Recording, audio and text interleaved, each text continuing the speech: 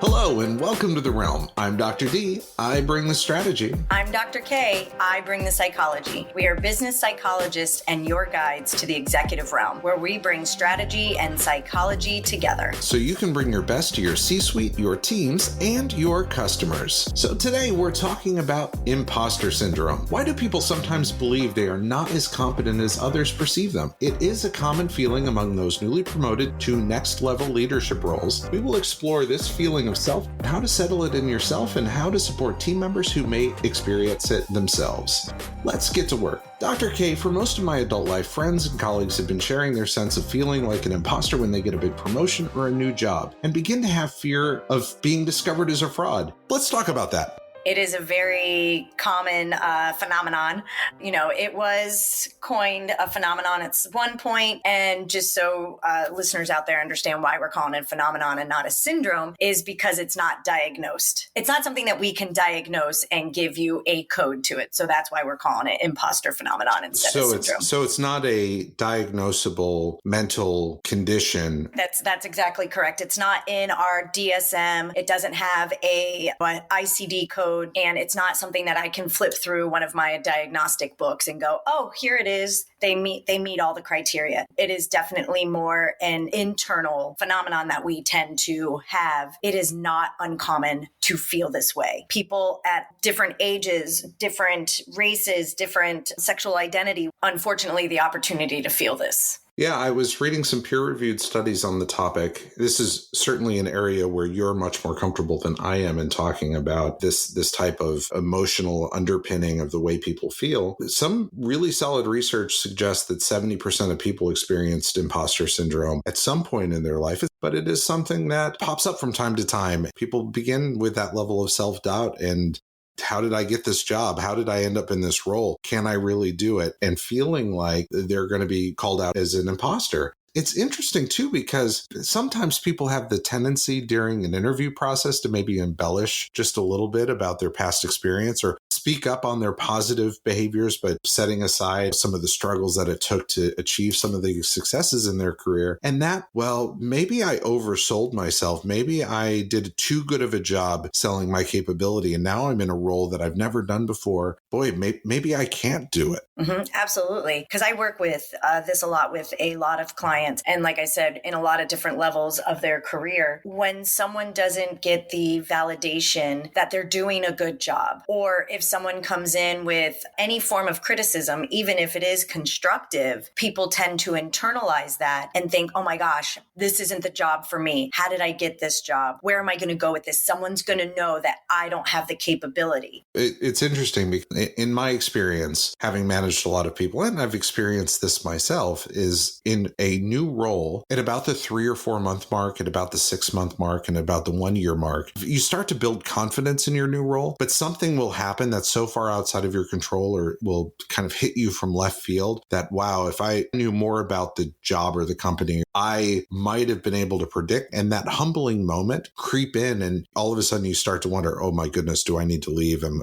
I going to get fired? That's a very common feeling for people in leadership roles that I coach and that I've managed. Even in my own team members, I've experienced it. I have to admit, I'm not one of those people that has had the strong feeling of imposter syndrome. I've certainly sometimes felt like I bitten off more than I can chew, but I've never felt like I was going to be found out as a fraud. So this topic is really interesting for me because I can't say that I've experienced this in a deep way personally, but I've certainly experienced it through the lens of colleagues and team members and folks who trust me and confide in me in their personal experiences in business. You're lucky that you haven't felt it. I have felt it before. It can be a very self-deprecating feeling because no one else out there is thinking what we're thinking. We're projecting onto them what we are starting to think about in ourselves. You brought up a good point when you said, when there's this extenuating circumstance or something that's not in our control, we take that on as I should have known. Well, there are a lot of circumstances that are not in someone's control, yet they internalize it that they are doing something wrong or that they don't know how to do their job, or because they weren't able to come up with the quickest solution or a solution at all and someone else came up with the solution, they internalize that and make that it's all me. I don't know how to do the job. And then that's where that fear of someone finding out and that fear becomes overwhelming. With that fear coming into play, what tends to happen is sometimes our performance in our job or in our role starts to weaken because we're so busy focusing on people are going to know that I don't know how to do my job that we actually start not producing what we're supposed to be producing. So self-doubt creeps in, and then you become hesitant in your decision making. You pull back from your job responsibilities rather than leaning into them and taking it as a learning experience. Yes. Because I do know that a lot of times people feel that they're the only ones that feel this way. Individuals are like, I'm the only one that feels this way. I can't tell anybody this. It is a very, very common feeling that people have. But one thing that I have personally done and I have given to my clients is when you start feeling this imposter phenomenon or these feelings, it's where do I feel that I'm lacking? And then hone in on those skills. Do some more research. See if there's any classes or anything that you can take. And I have them hone in on those skills, educate themselves more, learn more. And that is something that I do. If I feel that I'm lacking somewhere and I start having that, I'm a therapist and I work with people, I try to figure out where I am struggling. And then I do some more research. I catch back up or I educate myself and I feel a lot less overwhelmed. I feel now that I have more skill set. Education, self-education around an issue. I mean, again, I'm not the therapist here, but talking to somebody about this seems like a rational thing.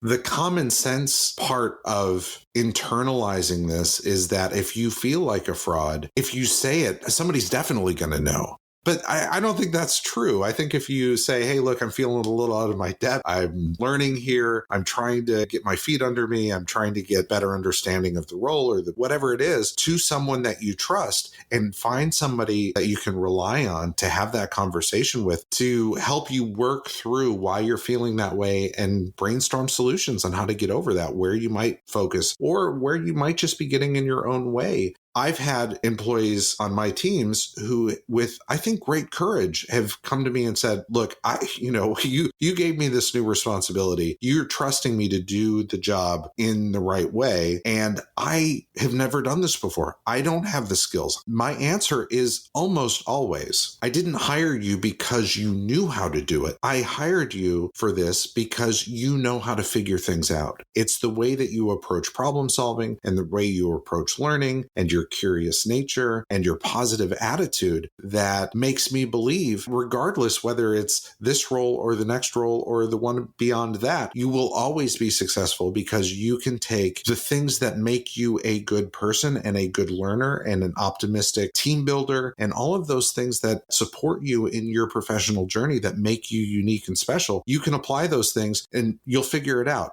And I'm here to help. And we can bring in experts on the technical details of something to learn, and it's going to take time. But the reality is, I didn't hire you because out of the box you can do the job. I'm hiring you because you have the skill set to be able to figure out how to do the job. The imposter feeling doesn't just, if it's a Monday, you're feeling good. And then all of a sudden Tuesday, you're like, oh, I'm an imposter. This emotion and these feelings, they build from something small and then it's building on top of that. Something that is important, which then can lead to the negative feelings and the negative narrative, which then leads to less performance than you would like to give.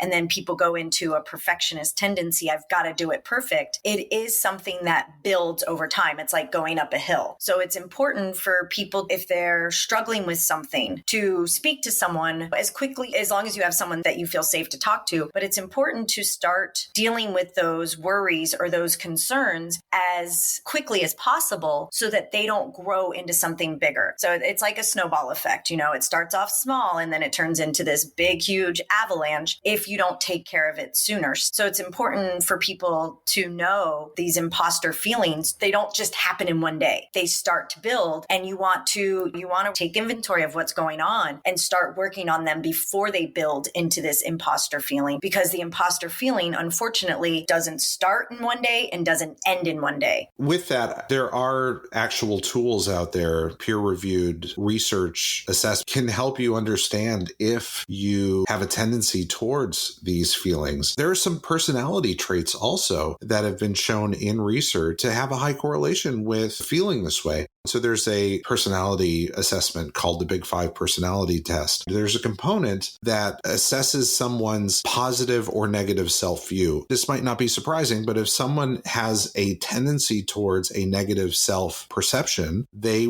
have a very high tendency to score highly on this imposter scale. It is important for you as a person to understand where your strengths are and identify where in your journey are you going through a big change yourself. Do you have self-doubt that is then being reinforced by maybe something that didn't go quite the way that you wanted it to? That's when these things can really creep up and hit you hard and really get you to start second guessing your capability and who you are in a role that you're doing at the time. I've worked with clients that have been in their jobs for years, and for whatever reason, they had to take on more roles, or maybe someone got hired at the same level as them and they start wondering, why do we bring in someone else? Remember, it is a psychological, emotional feeling that we have, and it can be triggered at any level, no matter how many years.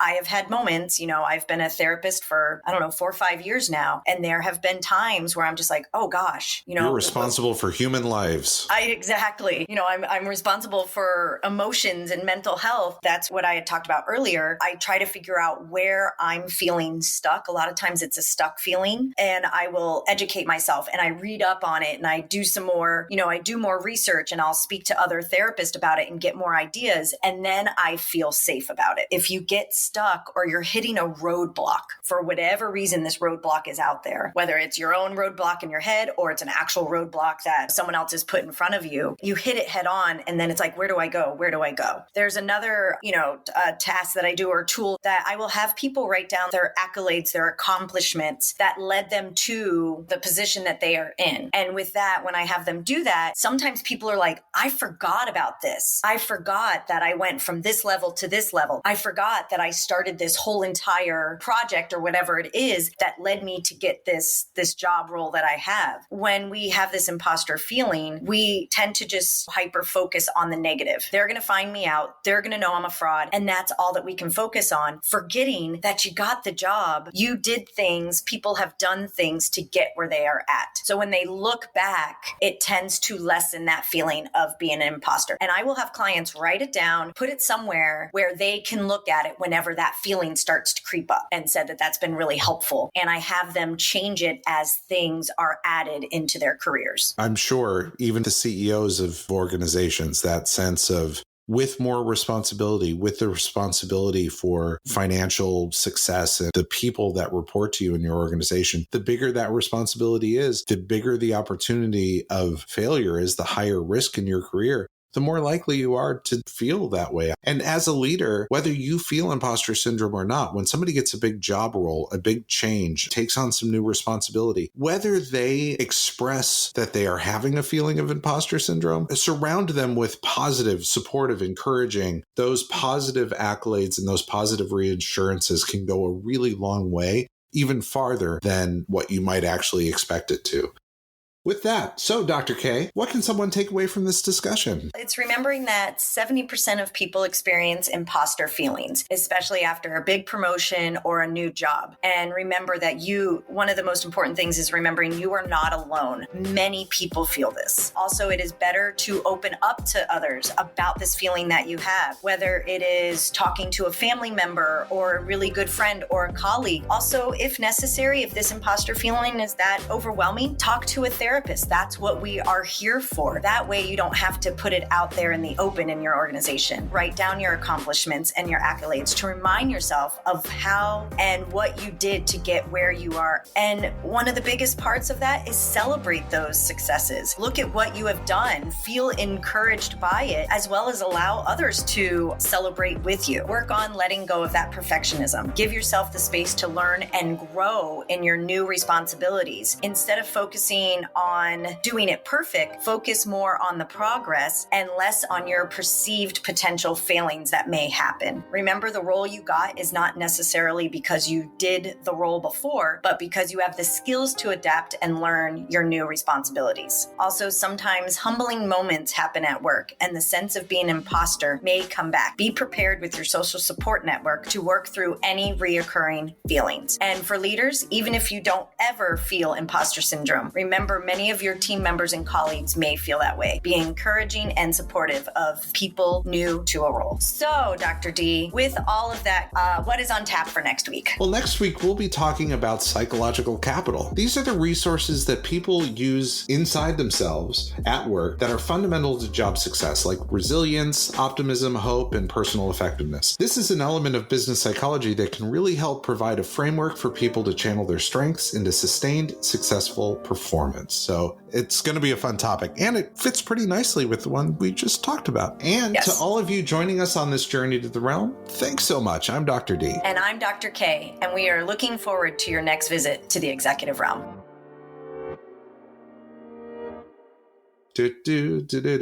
Phenomena. I don't know why. Now you're going to have to cut all this part out.